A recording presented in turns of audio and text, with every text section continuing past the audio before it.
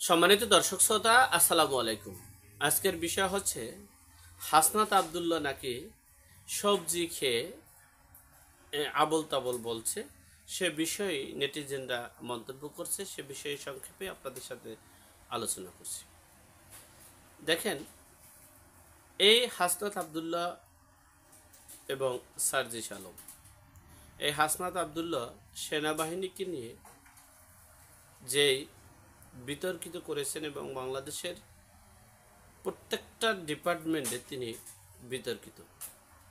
তিনি যেসব কথা বলেন, যেসব কার্যক্রম করেন, তাতে এদেশের মানুষ তাকে এদেশের বাংলার মানুষ বলে গণ্য করে না, বাংলার নাগরিক বলে গণ্য করে না। অর্থাৎ এই স্বাধীন রাষ্ট্রে, স্বাধীন দেশের স্বাধীনতাকে তিনি স্বীকার করে না। এই স্বাধীন 1971-কে তিনি স্বীকার করে না। তিনি তার মতো করে যখন যেভাবে যে কথা বলার দরকার তার তিনি মনে করেন সেইভাবেই তিনি বলছেন।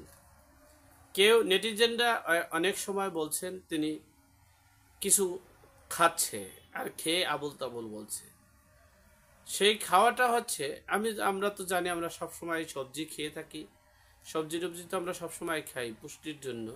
কিন্তু এটা কোন সবজির কথা বলছে, কি সবজি বলছে, এবং আবার তারা যারা যেগুলো খায় তারা হয়তো বা এগুলোর নাম অনেক সময় অনেকে অনেক রকমের মানে উপাধি দিয়ে থাকে। যাই হোক, এই হাসনাত আবদুল্লাহ তিনি বলেছেন গতকালকে এই নাহিদ ইসলামের জন্মদিন ছিল, আর সেই জন্মদিনের উপলক্ষে হাসনাত আবদুল্লাহ ফেসবুকে এবং তার অনলাইন সকল মিডিয়ায় তিনি শুভেচ্ছা, জন্মদিনের শুভেচ্ছা জানিয়েছেন। আগামীর রাষ্ট্রনায়ক, আগামীর প্রধানমন্ত্রী নাহিদ ইসলামের জন্মদিন। আপনারা ভাবুন তো, আগামীর প্রধানমন্ত্রী নাকি নাহিদ ইসলাম, যার এপিএস 300 কোটি টাকার মালিক হয়েছেন মাত্র 6 মাসে। আর তিনি, অনেকেই নেটিজেনরা বলতেছেন হাজার হাজার কোটি টাকা তিনি লুটপাট করে এরপরে তিনি দায়মুক্ত হয়ে তিনি একটা পার্টির আহ্বায়ক হয়েছেন। এটাই হচ্ছে নেটিজেনদের মন্তব্য, এই অনলাইন মিডিয়ার মন্তব্য। যাই হোক, সর্বোপরি কথা হচ্ছে, একজন সুস্থ স্বাভাবিক মানুষ এই বর্তমান সময়ে, যেখানে এখনও জরিপে 2% যাদের জনসমর্থন নেই, তারা প্রধানমন্ত্রী হওয়ার স্বপ্ন দেখে। কিভাবে স্বপ্ন দেখে, কেমনে দেখে, আল্লাহ পাক রব্বুল আলামিন জানে। আর এই স্বপ্নকে বাস্তবায়ন করতে চায় ডক্টর মোহাম্মদ ইউনূস। ডক্টর মোহাম্মদ ইউনূসের যে কিংস পার্টি, সেই কিংস পার্টির যিনি আহ্বায়ক, তাকে প্রধানমন্ত্রী হিসেবে উপদিত করেছেন এই হাসনাত আবদুল্লাহ। হাসনাত আবদুল্লাহ তিনি এই আওয়ামী লীগের নিবন্ধন বাতিল করবে, রিসেট বাটন পুশ করবে, স্বাধীনতার 1971-কে তিনি অস্বীকার করেন।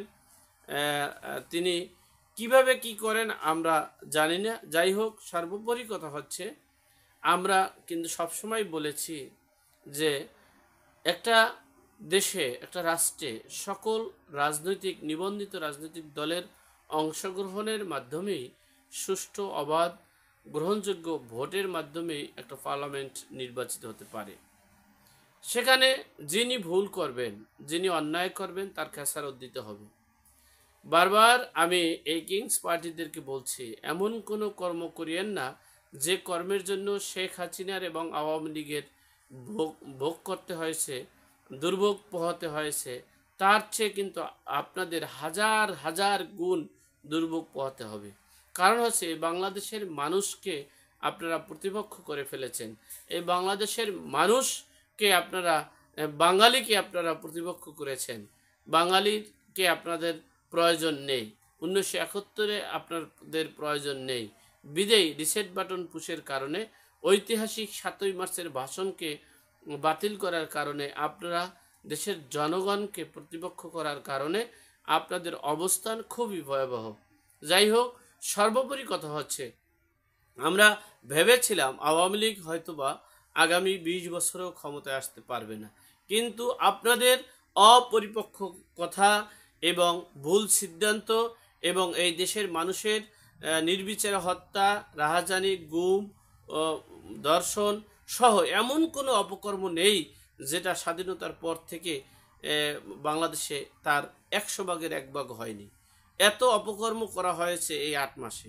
সেই অপকর্মের সুযোগে এই আওয়ামী লীগ আবার সুসংগঠিত হয়ে সেই নেতৃত্বে চলে আসছে। এটা আমাদের ব্যর্থতা।